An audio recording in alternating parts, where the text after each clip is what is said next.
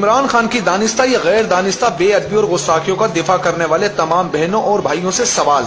اس نے مزار پر سراسر مشرکانہ سجدہ کیا، آپ نے دفاع کرتے ہوئے اس کو ادب کہا، ہم نے مان لیا۔ اس سے لفظ خاتم النبیین 3 بار پڑھانے پر بھی ادا نہ ہو سکا اور معنی خیز ہنسی ہنسی آپ نے دفاع کرتے ہوئے کہا زبان پھسل گئی تھی، ہم نے مان لیا۔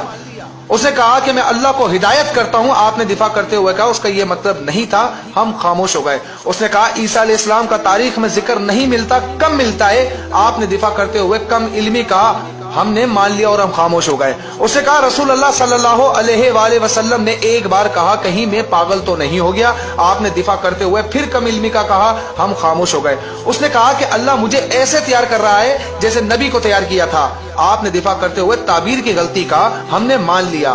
اس نے صحابہ کرام رضی اللہ تعالیٰ عنہ کو ڈرپوک کہتے ہوئے مال غنیمت کو لوٹ مار کہا، آپ نے جنگ احد کے واقعات کو توڑ موڑ کر خود دفاع کیا، ہم خاموش ہو گئے۔ اس نے داڑھی کا سر عام مذاق اڑایا، آپ نے پھر ڈٹ کے دفاع کیا، ہم پھر خاموش ہو گئے۔ اس نے ایک انٹرویو میں قادیانیوں کے حق میں بولا، آپ پھر اقلیت کا منجل لے کر دفاع کرتے نظر آئے، ہم خاموش ہو گئے۔ اس نے جلسے کی گرمی کو جہنم کی گرمی سے زیادہ قرار دیتے ہوئے کہا اگر میں جہنم میں گیا تو مجھے گرمی نہیں لگے گی، آپ نے دفاع کرتے ہوئے کہا اس کا وہ مطلب نہیں تھا، ہم خاموش ہو گئے۔ اس نے سکھوں کے بت خانوں کو مکہ مکرمہ اور مدینہ المنورہ سے تشبیہ دی، آپ نے دفاع کیا۔ اب اس نبی کریم صلی اللہ علیہ وسلم کی ذات پر اس نے پھر جو لفظ استعمال کیا 2 دن پہلے اسپیچ کے اندر جو کوئی بھی مسلمان ادا نہیں کر سکتا، وہ اس نے استعمال کیا۔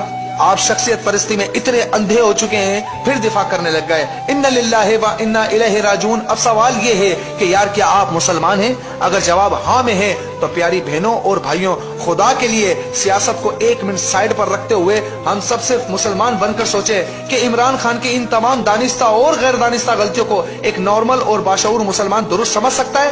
یہ سیاسی پارٹی بازی میں دنیا کے 2 ٹکے کی گھٹیا دلائل دے کر دفاع کر سکتا ہے؟ خدا کے لیے جان رب کو دینی ہے جس نے پیدا کیا ہے۔ سیاسی وابستگی اور معاملہ ضرور کرو لیکن خدا کے لیے سچ کو سچ اور غلط کو غلط کہنا سیکھو۔ روز محشر آپ کو دنیا کی یہ 2 ٹکے کی سیاسی وابستگی کام نہیں دینے والی، بلکہ آپ کا خالص ایمان اور اعمال کام آئیں گے، اور نبی مہربان صلی اللہ علیہ وآلہ وسلم کی صفات نہیں بچانا ہے۔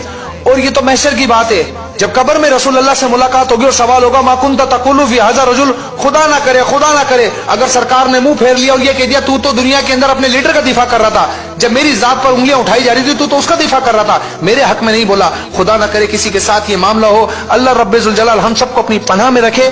جزاک اللہ و خیرہ۔ میری اس ویڈیو کو دیکھنے کے بعد کھلے ذہن سے سوچیے گا ضرور اور اس کے بعد دعا ضرور کیجیے کہ اللہ مجھے اور آپ سب کو اور ہم سب کو ہدایت نصیب